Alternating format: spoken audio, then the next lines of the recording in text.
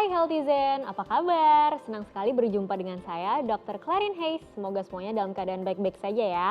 Selamat datang di program Dear Doctor.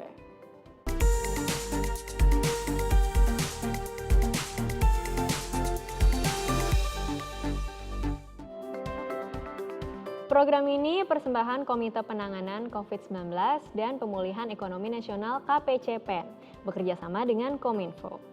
Kali ini ada saya Dr. Clarin Hayes yang jaga untuk menjawab pertanyaan Healthizen semuanya yang sudah dikirimkan lewat Instagram dan Twitter. Sudah ada beberapa pertanyaan terpilih dari Anda semua seputar COVID-19 nih. Langsung aja yuk kita jawab yang pertama. Pertanyaan pertama datang video dari Jasmine PL. Coba kita lihat bareng-bareng. Dear Dokter, akibat pandemi yang sudah lebih dari 1 tahun ini, kulit saya jadi kusam, kurang terawat gitu dok.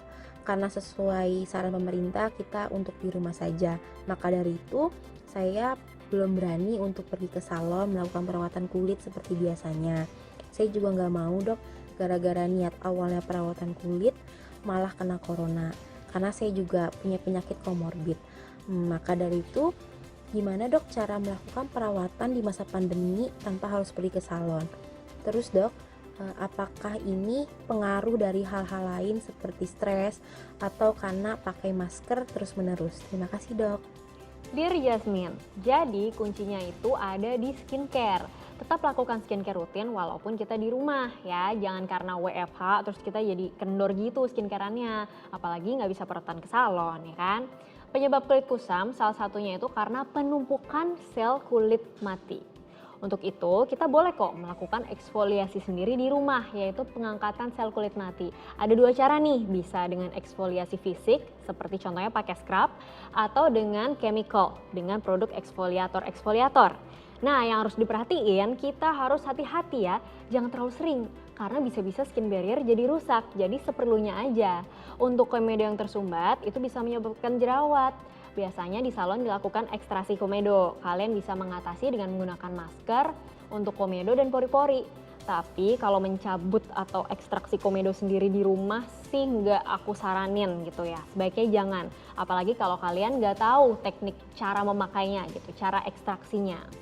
Lalu walaupun kita di rumah aja kan sekarang apa-apa online, meeting online ya. Dan itu membuat kita tetap pakai make up walaupun di depan kamera gitu. Jadi jangan lupa untuk rajin-rajin bersihkan kulit dengan sabun muka, triple cleansing, micellar water dan lain sebagainya.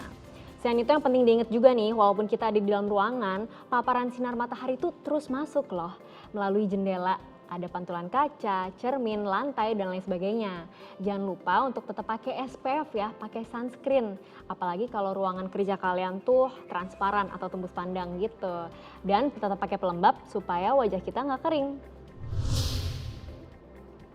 Konsultasi selanjutnya datang dari Twitter @indahdiana50. Dok, kenapa sih rambut saya jadi rontok setelah positif COVID dan terus berlanjut sampai sembuh? Oke, Dear Indah Diana, jadi rambut itu jadi lebih mudah rontok karena berbagai hal. Pertama, mungkin karena faktor fisik. Bisa jadi rambut kamu memang sedang rapuh. Terus kedua, bisa juga karena turnover atau pergantian sel rambut itu meningkat. Dalam kasus ini kita bilang istilahnya telogen effluvium atau rambut rontok secara mendadak. Biasanya dipengaruhi oleh banyak faktor nih, seperti perubahan hormon dalam tubuh, obat-obatan yang dikonsumsi, serta tingkat stres yang tinggi. Dan ini sangat bisa terjadi selama kita terinfeksi COVID-19. Contohnya, pola tidur kita jadi terganggu, makan jadi nggak teratur, nutrisi berkurang. Dan kerontokan ini bisa bertahan 3 hingga 6 bulan setelah dinyatakan benar-benar sembuh. Kita bilang namanya gejala sisa. Ya, bahkan setelah kita sembuh kadang kita ngerasa cemas ya, mendengar berita atau karena efek ekonomi selama pandemi. Nah, rasa cemas ini adalah stresor dan stresor ini bisa menyebabkan makin banyaknya lagi rambut yang rontok gitu. Jadi pengelolaan atau manajemen stres pun perlu. Bisa kita lakukan kayak latihan pernafasan, meditasi, yoga, dan lain sebagainya. Dan gak lupa selain dari dalam, kita juga harus pakai produk perawatan rambut yang sesuai dengan karakter rambut kita yang bisa memperkuat rambut kita secara fisik supaya kerontokan berkurang. Oke, pertanyaan selanjutnya datang dari Twitter @agustinus.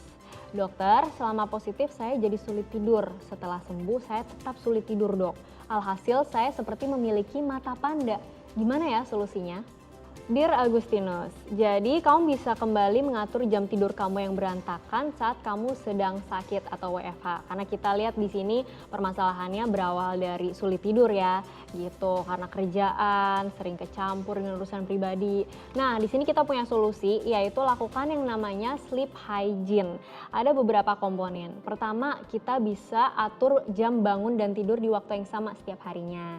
Ini harus dilatih juga ya. Jadi misal malam ini kamu tidur jam 9 malam. Ya besok usahakan tidur di sekitar jam 9 malam juga. Jangan terlalu berbeda jauh. Ini untuk membentuk kebiasaan. Oke, kemudian kita bisa bantu dengan konsumsi makanan yang bergizi. Hindari makanan seperti kafein yang ada pada kopi, makanan minuman yang terlalu banyak sebelum tidur. Karena ini bisa mengganggu irama sirkadian tubuh atau irama tidur kita. Nah, kemudian kita harus kondisikan supaya kondisi kamar itu jadi lebih remang-remang dan lebih gelap. Kenapa? Karena kondisi yang gelap memicu produksi hormon melatonin yang menjaga irama sirkadian kita dan mempermudah ketika kita tidur.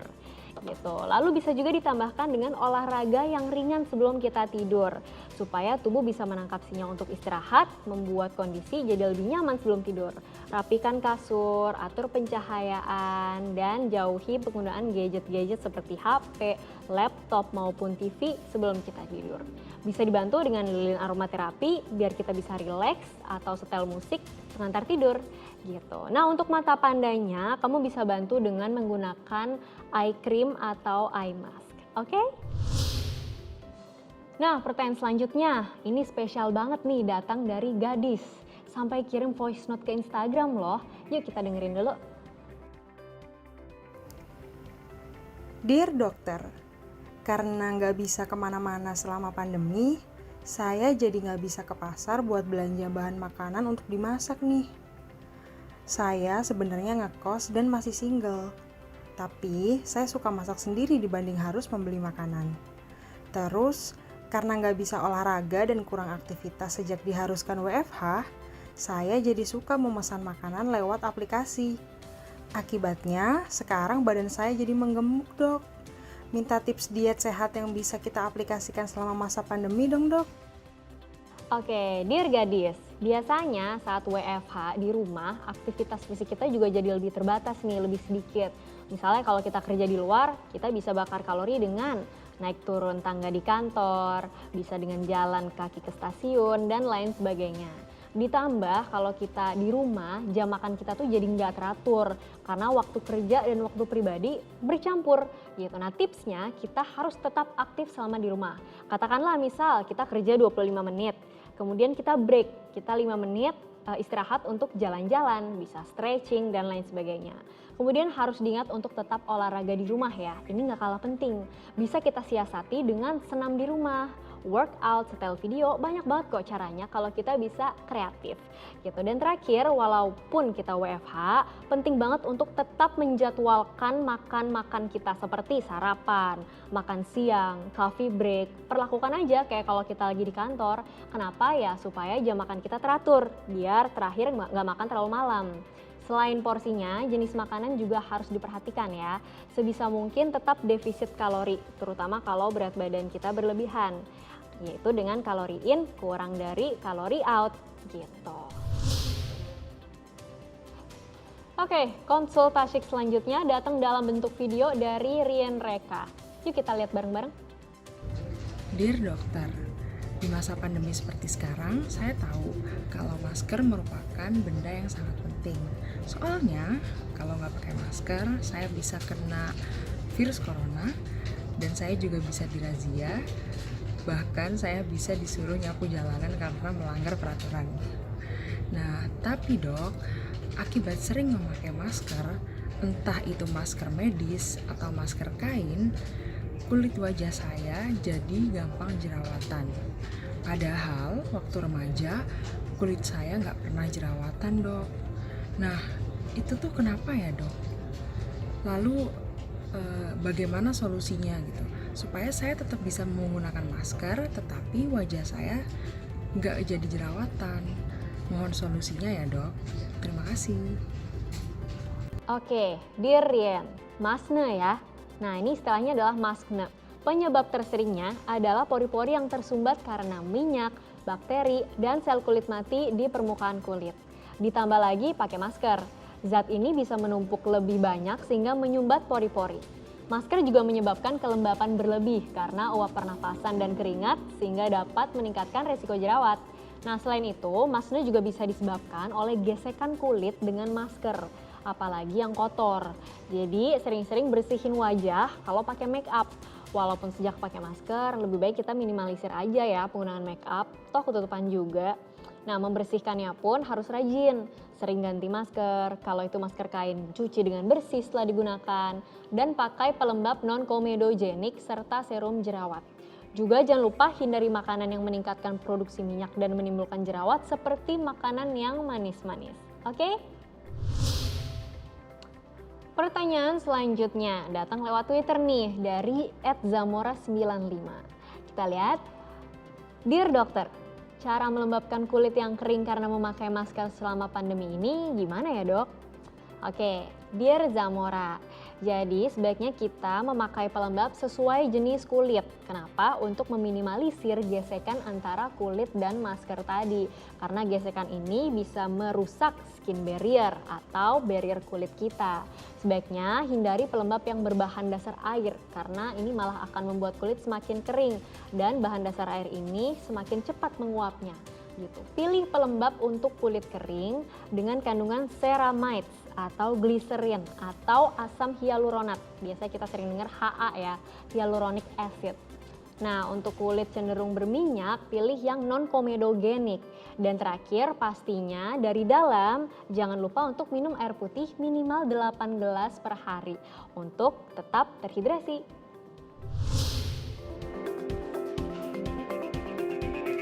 Wah, nggak kerasa nih, Healthyzen, udah habis waktu kita. Semoga sudah cukup menjawab ya. Saya tunggu pertanyaan, keluhan, atau mungkin kebingungan dari Healthyzen lainnya. Dan sampai jumpa lagi di Dear Doctor selanjutnya. Saya Dr. Clarin Hayes, pamit undur diri. We share because we care.